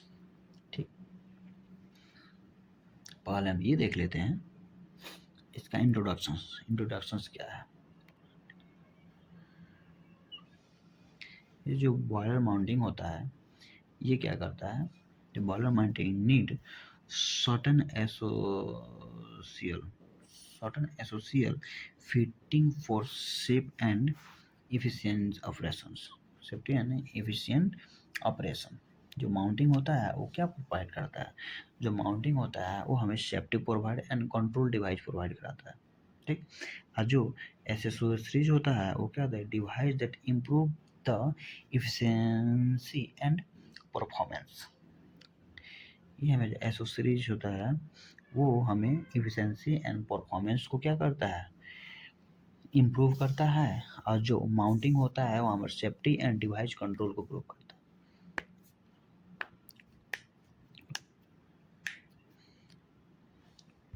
है। अब देखते हैं माउंटिंग बॉयलर का काम क्या था, इस सेफ्टी को प्रोवाइड कराना एंड डिवाइस को सेफ रखना, ये माउंटिंग का काम होता है। ठीक, अब देखते हैं ये माउंटिंग का जो होता है, सेफ्टी वॉल्व हो गया, वाटर लेवल इंडिकेटर हो गया। अगर वाटर लेवल इंडिकेटर ना हो तो वाटर कम हो जाएगा, वाटर कम होने की वजह से स्टीम बनना बंद हो जाएगा। तो इस पे ये ध्यान रखता है। सेफ्टी वॉल्व हो गया, सेफ्टी वॉल्व क्या क्या होता है उस पर ध्यान रखता है। वाटर लेवल इंडिकेटर भी होता है, प्रेशर गेज होता है, अगर प्रेशर कम है ज़्यादा है हमें पता ना चलेगा, अगर ज़्यादा हो गया तो फट जाएगा, कम हो तो स्टीम इतना प्रॉपर नहीं बन पाएगा, उससे ध्यान रखता है। फिर चेक वॉल्व होता है, स्टीम स्टॉप वॉल्व होता है, स्टीम को स्टॉप करना भी जरूरी है ताकि वाटर जो होता है वो स्टीम से सुपर स्टीम में कन्वर्ट हो जाए। ठीक, ये सारे जितने भी काम होते हैं माउंटिंग के काम होते हैं। मैन बॉयल एसेसरीज ये किसके लिए होता है, एफिशिएंसी एंड परफॉर्मेंस को बढ़ाने के लिए होता है। इसका क्या क्या कंपोनेंट होते हैं, ये एसेसरीज का कंपोनेंट होता क्या, इकोनोमाइजर हो गया। इकोनोमाइजर क्या करता है, जो फ्यू गैसेस होते हैं उससे हीट को लेके सुपर हीटेड कंडीशन में करता है, या एयर को प्री हीटर में ले जाता है, या जो वाटर होता है उसे स्टीम में कन्वर्ट करता है। इकोनोमाइजर एक प्रकार हीट एक्सचेंजर के थ्रू काम करता है। एयर प्री हीटर हो गया, ये इफिशिएंसी को बढ़ा देता है। ठीक, स्टीम सेपरेटर हो गया, सुपर हीटेड हो गया and feed pump and injector हो गया। ये जितने भी कंपोनेंट है ये सारे क्या है, एसेसरीज के अंदर में आता है। ये जितने भी कंपोनेंट है वो इफिशिएंसी को इंक्रीज करता है एंड परफॉर्मेंस को बढ़ा देता है। अब इकोनोमाइजर क्या है, ये पहले से वाटर को स्टीम में कन्वर्ट कर देता है, तो हमें सब कम फ्यूल बर्न करना पड़ेगा, क्योंकि पहले से स्टीम में थोड़ा सा हीट मिलेगा, वो सुपर मान लीजिए वाटर गर्म ही है, अगर थोड़ा सा हीट मिलेगा तो तुरंत स्टीम में कन्वर्ट हो जाएगा। प्रीहीटर क्या करता है, एयर को पहले से ही गर्म करके लेके आ जाता है। स्टीम सेपरेटर क्या करता है, स्टीम को रोक के उसे सुपर हीटेड कंडीशन में पूरा बंद कर देने से हीट बाहर नहीं निकलती है, जिससे आसानी से जो वाटर होता है स्टीम में कन्वर्ट हो जाता है। सुपर हीटर क्या करता है, जो स्टीम आता है उसे और हीट करके फ्यू गैसेस के थ्रू सुपर हीटर में लेकर जाता रहता है। फीड वाटर क्या करता है, वाटर के फ्लो को इंक्रीज कर देता है।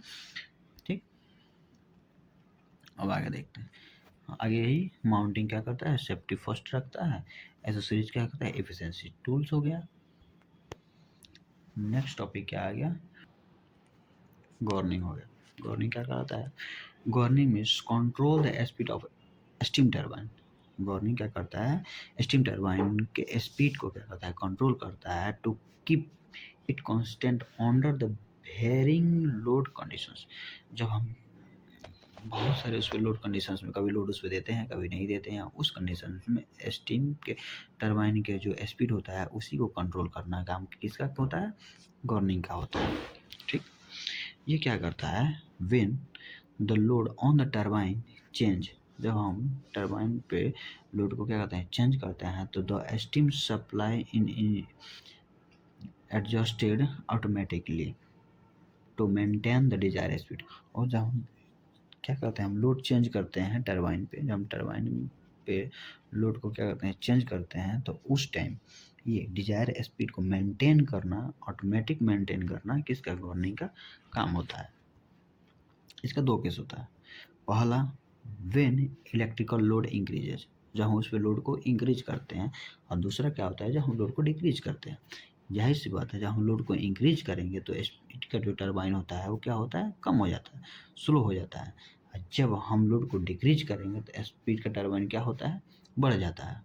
ठीक, जब स्टीम का टरबाइन जो स्टीम का जो सॉरी जब टरबाइन का स्पीड लो हो जाता है, उस टाइम पे हमें क्या, गवर्नियर इंक्रीज द स्टीम फ्लो।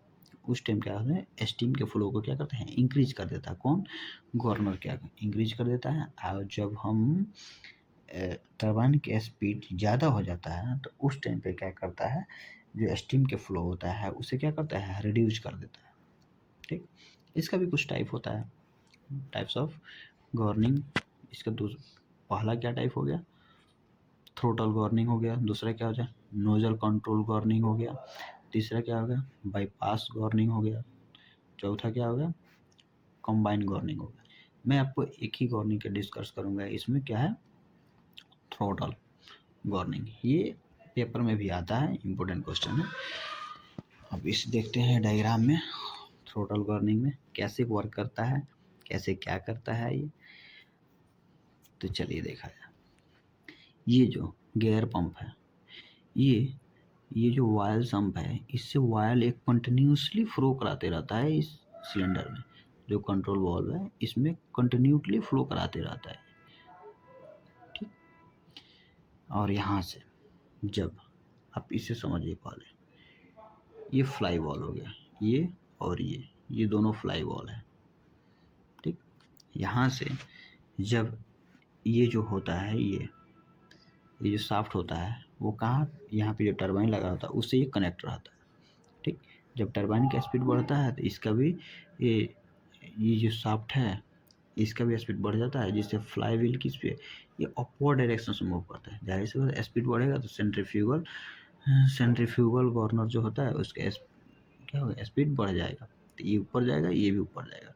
ऊपर जाने से ये वाला जो पार्ट है, ये वाला किसका क्या नाम है, स्लीव, ये अपवर्ड डायरेक्शन से मूव करेगा।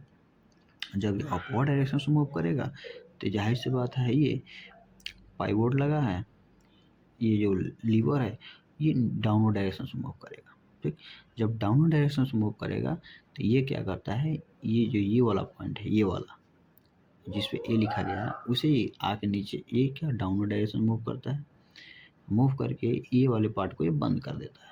ये ऊपर वाला जो है ब्लैक टाइप का वो यहाँ पे आ जाता है, ये वाला नीचे आ जाता है।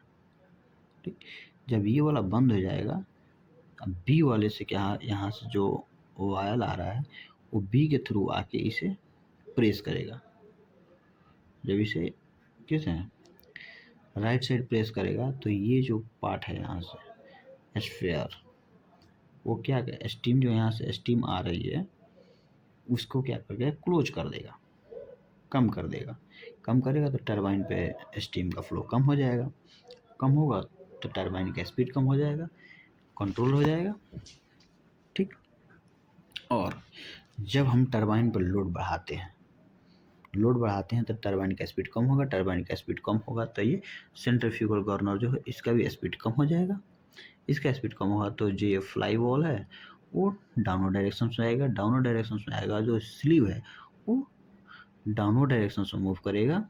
और यहाँ से जो ये वाला पार्ट है, ये जो लीवर है, ये क्या ऊपर डायरेक्शन में मूव करेगा, अप डायरेक्शन में जब मूव करेगा तो ये क्या करेगा, ये जो बी वाला पाइप है इसे क्या करेगा, क्लोज कर देगा, और ए वाला पाइप ओपन हो जाएगा। ए वाला पाइप जब ओपन होगा तो यहाँ से आके, यहाँ से जो बॉयल आ रहा है वो यहाँ से आके इसे कहाँ प्रेस कर देगी, लेफ्ट साइड। ये वाला पार्ट लेफ्ट साइड प्रेस करेंगे, लेफ्ट साइड प्रेस करेंगे तो यहाँ से ये वॉल ओपन हो जाएगा। ओपन होगा तो स्टीम ज़्यादा फ्लो करने लगेगा, और ज़्यादा फ्लो करेगा तो जो यहाँ पे टरबाइन लगा है उसमें स्टीम का फ्लो ज़्यादा हो जाएगा। इससे जो टरबाइन होता है अगेन हाई स्पीड में रोटेट करने लगता है। इस तरह से ये वर्किंग करके क्या करता है, जो टरबाइन की स्पीड होता है उसको क्या करता है, कंट्रोल करता है। अब इसका वर्किंग समझ गए होंगे। चलिए एक बार और रिवाइज करा देता हूँ जल्दी में। यहाँ पे टरबाइन लगा होता है, ठीक। यहाँ से जो सम्प होता है, ऑयल सम्प होता है, यहाँ से ये जो बीच वाला गियर पंप है ये ऑटोमेटिक इसमें ऑयल को फ्लो कराता है, कंटिन्यूसली फ्लो कराता ही रहता है, ठीक। जब स्टीम का जब हम टरबाइन पे लोड ज़्यादा देते हैं तो इसका स्पीड कम हो जाता है। जब ये वाले शाफ्ट हमारे कम होता है तो सेंट्रीफ्यूगल गवर्नर जो होता है इसका भी स्पीड कम हो जाता है। स्पीड कम होने की वजह से जो फ्लाई व्हील है वो डाउनवर्ड डायरेक्शन में मूव करेगा। डाउनवर्ड डायरेक्शन में मूव करने से जो स्लीव होता है वो भी डाउनवर्ड डायरेक्शन मूव करेगा। और जब स्लीव डाउनवर्ड डायरेक्शन में मूव करेगा, जो लीवर होता है वो अपवर्ड डायरेक्शन में मूव करता है। अपवर्ड डायरेक्शन में मूव करेगा तो जो बी पाइप है उसे क्लोज कर देगा, ए पाइप को ओपन कर देगा। यहाँ से जो वायल आ रहा है वो ए पाइप के थ्रू होते हुए इस पे स्ट्राइक करेगी, पिस्टल का टाइप होता है, इस पे स्ट्राइक करेगी और ये कहाँ, लेफ्ट साइड बढ़ने, ये लेफ्ट साइड जाएगा तो स्टीम का फ्लो बढ़ जाता है, जिससे डिजायर जो स्पीड होता है टरबाइन का वो अपना अचीव कर लेता है, ठीक। यदि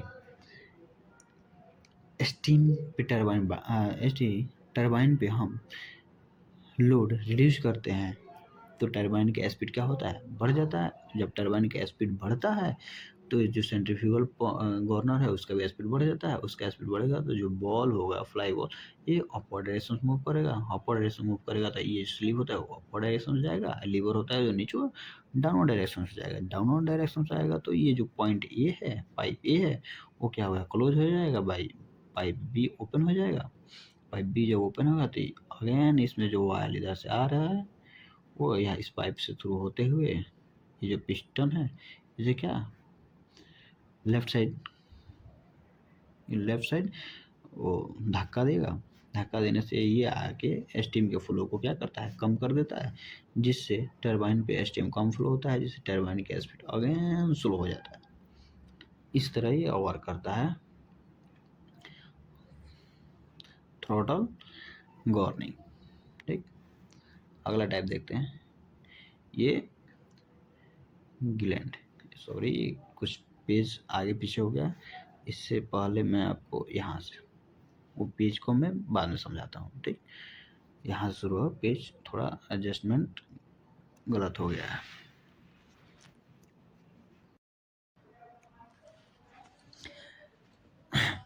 नेक्स्ट टॉपिक देखते हैं, maintenance of steam power plant. इसका जो इंट्रोडक्शन होता है, क्या होता है, a regular maintenance in A thermal power plant ensure. जो इसमें थर्मल पावर प्लांटों में जो नियमित रख रखाव से निम्न फायदे होते हैं वो क्या क्या है, पहला क्या है, सेफ एंड रिलायबल ऑपरेशंस। ये क्या करता है, ये सेफ होता है एंड भरोसेमंद जो ऑपरेशन होता है वो हो गया, ठीक। इसका हायर एफिशिएंसी होती है। इसके जो कंपोनेंट होते हैं उसका लाइफ टाइम क्या होता है, ज़्यादा होता है, ठीक। ये प्रिवेंशन ऑफ कॉस्टली ब्रेकडाउन, जिससे हमें ये क्या करता है, प्रिवेंट करता है, रोकता है कॉस्टली ब्रेकडाउन से। जैसे अगर हम मेंटेनेंस ना करें तो पार्ट क्या होगा, जो कॉस्टली पार्ट है वो डैमेज हो जाएगा, जिससे हमें ज़्यादा वो खर्च करना पड़ेगा सही कराने के लिए। उसी को क्या करता है, रोकता है मेंटेनेंस। मेंटेनेंस मेनली कवर, ये मेंटेनेंस हम क्या क्या कवर करते हैं जो हमें प्रिवेंट मतलब ख़राब ना हो। पहला हो गया बॉयलर हो जाता है, टरबाइन हो जाता है, कंडेंसर होता है। ये जितने भी हैं मेंटेनेंस से ये ख़राब नहीं होता है, क्योंकि पावर प्लांट में ये सबसे इम्पोर्टेंट पार्ट होता है। अगला टॉपिक क्या आता है, फ्लैंज हीटिंग। फ्लैंज हीटिंग एक प्रकार का क्या है, कनेक्शन जॉइंट है, जो जहाँ पे पाइप, जो दो पाइप सेक्शन है जहाँ पे ज्वाइंट किया जाता है, वहीं पे क्या लगता है, ये फ्लैंज हीटिंग वो लगाया जाता है। देख सकते हैं, the flange heating is connection joint use to link two sections of pipe. जहाँ पे दो सेक्शंस, जो पाइप के दो सेक्शंस है जहाँ पे ज्वाइंट होता है, वहीं पे क्या फ्लैंज लगता है। ठीक, और ये कैरी करता है high pressure and high temperature steam and water को। जो स्टीम और वाटर का हाई प्रेशर हाई टेम्परेचर है उसे कैरी करता है। It has bolt and gasket to prevent leakage. और इसमें किसका यूज़ किया जाता है, बोल्ट और गैस्किट का यूज़ किया जाता है, जो क्या करता है, हमारे जो लीकेज होता है उसे क्या करता है, प्रिवेंट करता है, रोकता है। When hot steam passes through the cool flange, the temperature difference causes. जब हम कोल्ड फ्लैंज होता है उससे हम हॉट स्टीम क्या करते हैं, पास करते हैं, तो टेम्परेचर डिफरेंस के कारण हमें कुछ मेटल में जो होता है उसे डिफेक्ट देखने को मिलता है, जिसमें पहला क्या होता है, uneven expansion of the metal part. जो मेटल पार्ट होता है वो हाई प्रेशर और हाई टेम्परेचर मतलब डिफरेंट टेम्परेचर के कारण वो मेटल में क्या करता है, कुछ एक्सपेंड हो जाता है, बढ़ जाता है। ठीक, जो हम stress development at the joint पे क्या होता है, स्ट्रेस डेवलप हो जाता है। ठीक, टेम्परेचर के डिफरेंस के कारण। And possible leakage of the steam and condense through the gasket area. जहाँ गैस्किट जो एरिया होता है वहाँ से जो लीकेज होता है स्टीम का या कंडेंस्ड का, वो क्या होता है, लीकेज होने लगता है। ठीक, लीकेज होने लगता है टेम्परेचर डिफरेंस के कारण। Causes of flange heating problem. ठीक, causes of flange heating problems, इसमें क्या क्या आता है, फ्लैंज हीटिंग के कारण जो प्रॉब्लम्स होते हैं क्या होता है, पहला क्या होता है, suddenly temperature rise during the startup के दौरान ही टेम्परेचर अचानक सब बढ़ जाना। उस ये उसका ये हो गया। दूसरा क्या होता है, improper insulation of the pipe joint. जो पाइप जॉइंट होता है वो प्रॉपर इंसुलेट नहीं होता है, उसके कारण भी फ्लैंज हीटिंग प्रॉब्लम आती है। ठीक, लॉस अनइवन बोल्ट फिटिंग। जो बोल्ट फिटिंग होता है वो प्रॉपर ना किया गया हो, पूरा टाइट नहीं होता है। ठीक, या उसे बोल्ट क्या ढीला रहता है या पूरा कसा नहीं जाता है बोल्ट को, जिसके कारण हमें क्या होता है, फ्लैंज प्रॉब्लम देखने को मिलता है, फ्लैंज हीटिंग प्रॉब्लम देखने को मिलता है। और जो डी पॉइंट में चौथा पॉइंट क्या होता है,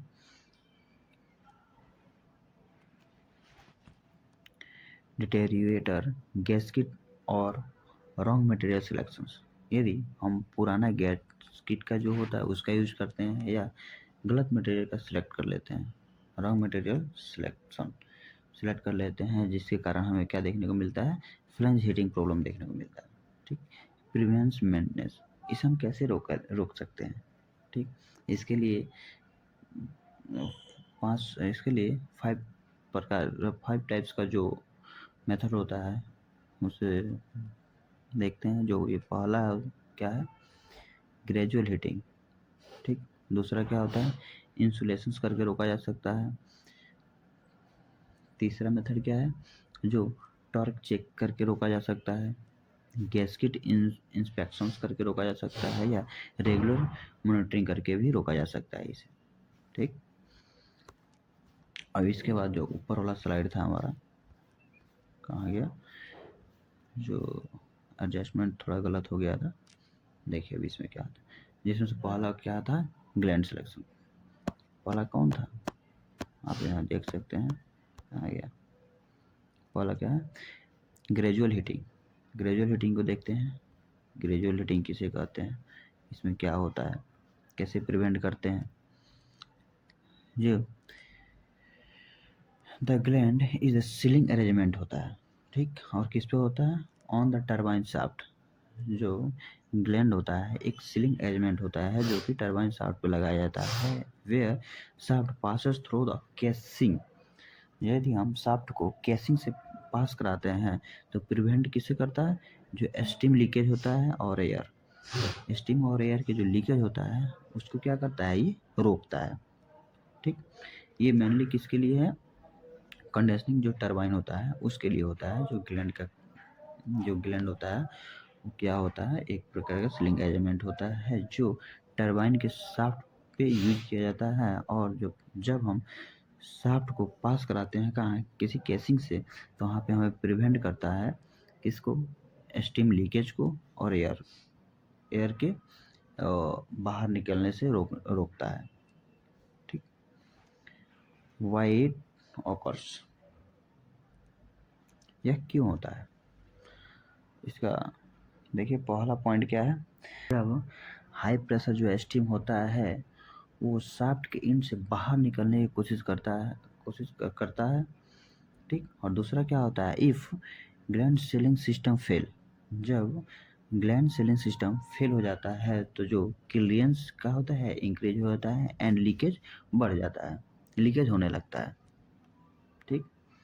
अब इसका अगला देखते हैं, gland ceiling system working. Gland ceiling system working जो होता है वो कैसे काम करता है, कैसे काम करता है, यह पहला क्या होता है, जो sealing system is supplied at control pressure controlled pressure to the form of the barrier. ये जो सीलिंग सिस्टम होता है वो एक कांस्टेंट प्रेशर पे क्या करते हैं, सप्लाई किया जाता है, जहाँ पे एक बैरियर बन जाता है, ठीक। बैरियर या रुकावट बन जाती है।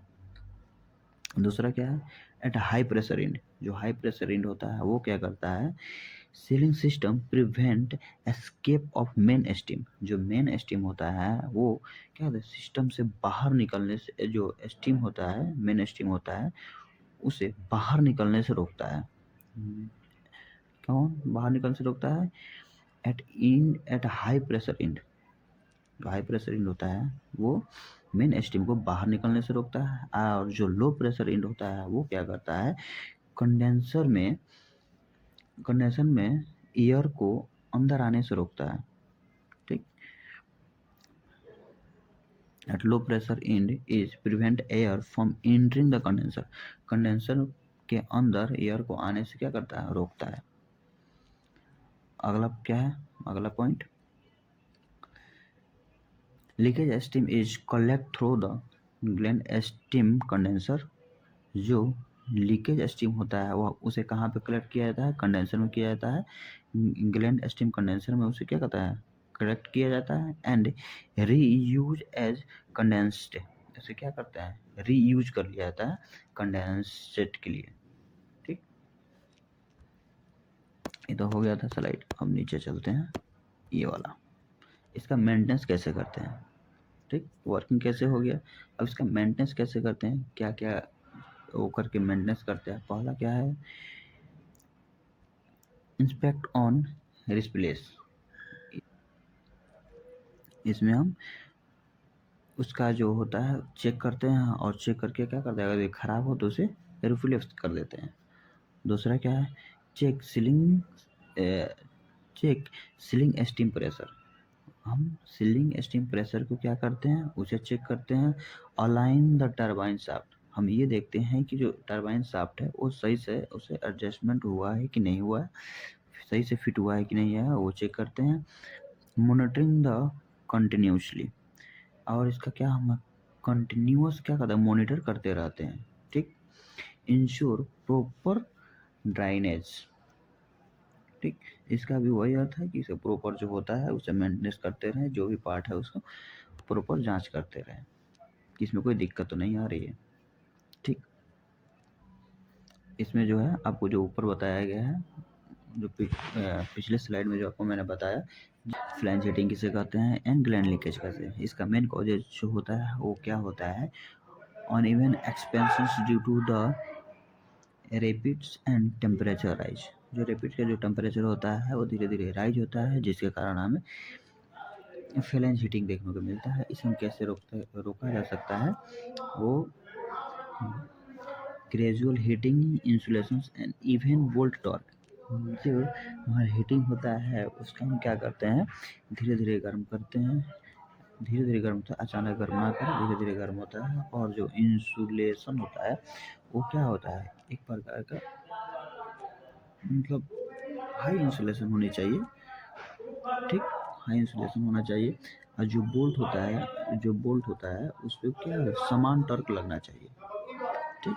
इस बात को हमें ध्यान रखनी चाहिए। और जो दूसरा होता है जो ग्लैंड लीकेज होता है, ग्लैंड लीकेज में हमें क्या होता है, जो फॉल्ट सीलिंग, जो खराब सीलिंग होता है उसका यूज कर लेते हैं, या रॉन्ग रिंग्स, जो घिसा हुआ रिंग होता है, जो खराब रिंग होता है उसका यूज कर देते हैं, तो हमें ग्लैंड लीकेज देखने को मिलता है। इसे हम कैसे रोक सकते हैं, maintain the ceiling steam pressure. Ceiling steam pressure को क्या कहते हैं, मेंटेन करके रखते हैं। रिप्लेस रिंग को क्या कहते हैं, रिप्लेस कर देते हैं। इंश्योर प्रॉपर ड्राइनेज, जिससे हमें ये जितने भी है ये करके हम क्या कर सकते हैं, लैंड लीकेज को रोक सकते हैं। अगर आपको ये वीडियो पसंद आया है तो लाइक करें, चैनल को सब्सक्राइब करें एंड अपने दोस्तों पर शेयर करें और कमेंट करना ना भूलें। ओके दोस्तों, मिलते हैं अगले वीडियो में।